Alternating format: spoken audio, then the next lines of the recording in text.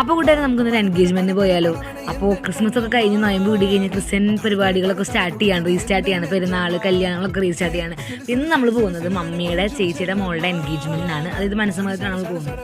First രാവിലെ തന്നെ എണീറ്റ് ഫ്രഷായി നമ്മൾ ആദ്യം തന്നെ പുട്ടും പഴവും ചായയും കുടിച്ച് നമ്മൾ നമ്മുടെ മേക്കപ്പ് പരിപാടിക്ക് കാണും. ഗേൾസ് ആകുമ്പോൾ ഒരിക്കലും കുറവുണ്ടാവില്ല. അപ്പോൾ ഞാൻ ഫസ്റ്റ് തന്നെ മോയ്സ്ചറൈസറൊക്കെ ഇട്ട് സൺസ്ക്രീനൊക്കെ അപ്ലൈ ചെയ്ത് ഫിറ്റ്മയുടെ ഒരു ഫൗണ്ടേഷനും അതുപോലെ ഐലൈനർ, മസ്കാര, ലിപ്സ്റ്റിക്ക്, ഒരു മിനിമൽ മേക്കപ്പായിരുന്നു ഞാൻ ചെയ്തിട്ടുണ്ടായിരുന്നത്.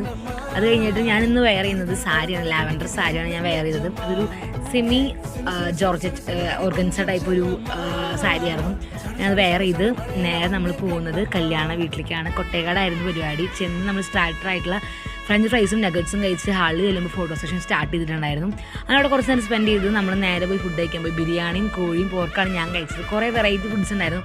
ഞാൻ ഇത് മാത്രമാണ് കഴിച്ചത്. അനിയത്തി വെള്ളയപ്പൊക്കെ കഴിച്ചത്. പിന്നെ ഐസ്ക്രീമും ഗുലാബ് ജാമും കഴിച്ച് നമ്മൾ അവിടെ നിന്ന് പോന്നു. Okay, bye guys, see you on next.